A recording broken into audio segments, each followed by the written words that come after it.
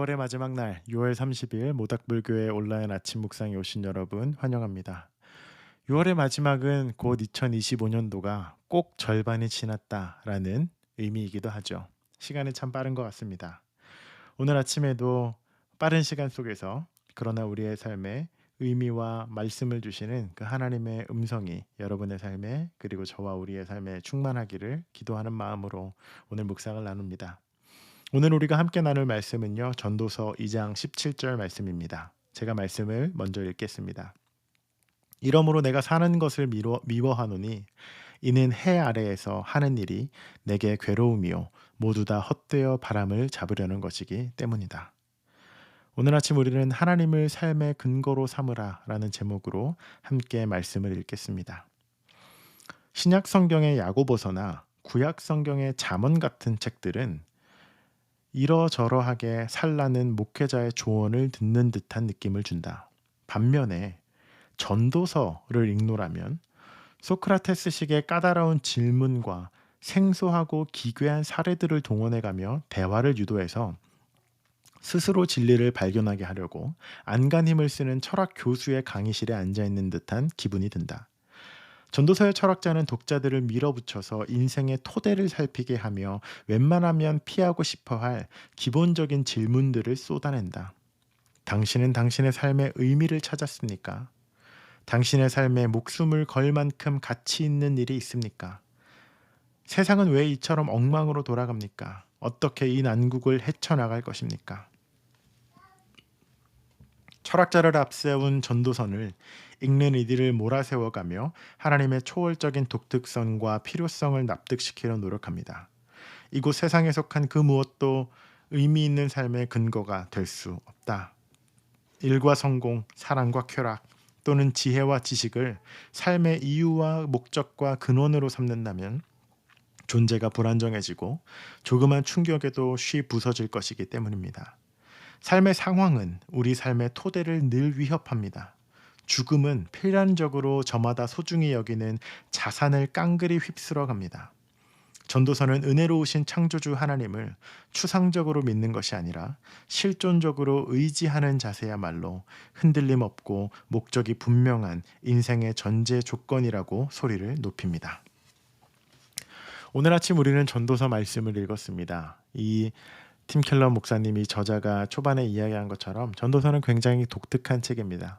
솔로몬 왕이 기록했다고 여겨지는 그런 책인데 이 왕이 정말로 많은 것들을 다 누리고 부귀도 누리고 권력도 누리고 즐거움과 쾌락도 누리고 본인의 인생을 온전히 풍요롭게 살아갔다라고 여긴 다음 그의 말년에 쓴 책입니다. 전도서의 결론은 한 문장으로 귀결되는데 헛되고 헛되다입니다. 영원할 것 같았던 것들 중에서 영원한 것은 거의 없고 모든 것이 헛되다라고 이야기합니다. 그리고 그 전도서 저자는 마지막의 결론이 해 아래 결국 이 세상의 모든 것들은 새로울 것이 없고 모든 것이 헛된데 헛되지 않고 의미 있는 것이 하나 있다면 바로 창조주 하나님을 더 깊이 알고 그분과 함께 사는 그 인생 창조주 하나님이 우리의 삶의 근거와 이유가 된다라고 그렇게 이야기하고 있습니다. 어른이 된 우리는 마치 청소년이나 어린아이 시절처럼 우리의 삶의 목적과 이유를 묻는 질문에 마주하는 경우가 그렇게 많지는 않습니다. 당장 아침부터 시작되는 우리의 바쁜 일상과 우리의 관계와 먹고 살기 빡빡한 우리의 이 삶을 살아내다 보면 어느새 지금 오늘이 벌써 2025년도 절반이 지나간 것처럼요. 어느새 1년이 훌쩍 가고 2년이 훌쩍 가고 5년, 10년 그렇게 우리의 나이가 훌쩍 들어있음을 경험하게 됩니다. 그러나 전도서 저자는 우리가 아무리 바쁘고 우리가 아무리 분주하여 우리가 이리저리 헤매이고 산다고 하여도 계속해서 우리를 몰아갑니다. 한 가지 질문을 우리에게 던지는데요. 당신은 당신의 삶에 깊은 의미를 찾았는가? 당신은 왜 사는가? 라는 그 질문 앞에 우리를 계속해서 데려다 놓습니다. 이 질문에 여러분은 무엇이라 대답하겠습니까? 이 책의 저자인 팀 켈러 목사님은 이 세상에 속한 그 무엇도 그리고 어떠한 상황도 조건도 삶의 근거가 될 수는 없다고 이야기합니다.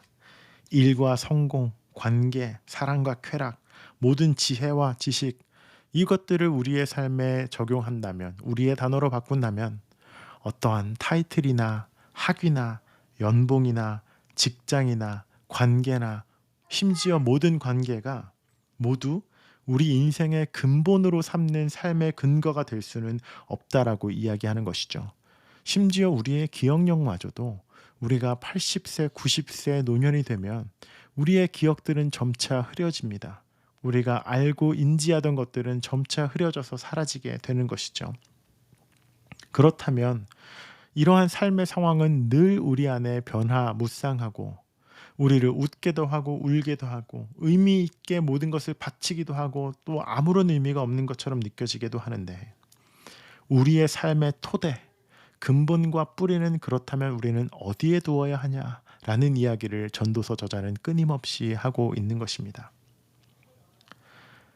여러분은 이 질문에 여러분 스스로를 세워보았을 때 오늘 아침 어떠한 대답을 할 수 있겠습니까?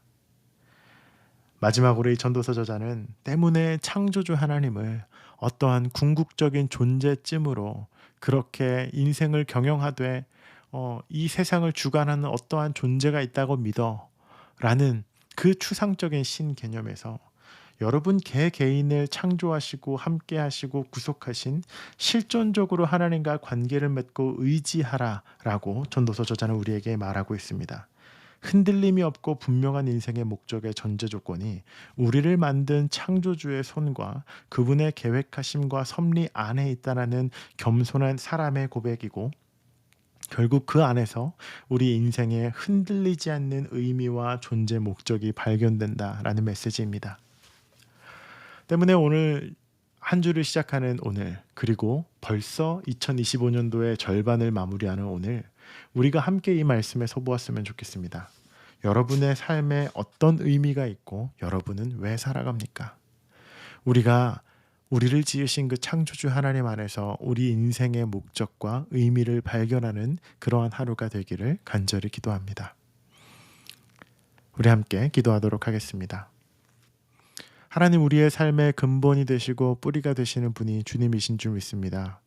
우리가 살아가고 있는 이 현대 사회와 일상과 바쁜 생활과 우리의 먹고 사는 생계 속에 하나님, 때로는 우리의 삶에 돈이 가장 중요한 것처럼 여겨지고 당장 우리가 느끼는 안정감과 행복과 눈앞에 보이는 사람들이 내 인생의 전부인 것처럼 느껴지기도 하지만, 결국 하나님, 우리가 하나님 앞에 가는 그 순간을 생각했을 때, 우리의 인생이 눈을 감고 주 앞에 서 있는 그 순간을 생각했을 때, 하나님, 우리의 삶에 흔들리지 않는 가장 근본적인 뿌리는 하나님 당신이심을 우리가 고백합니다.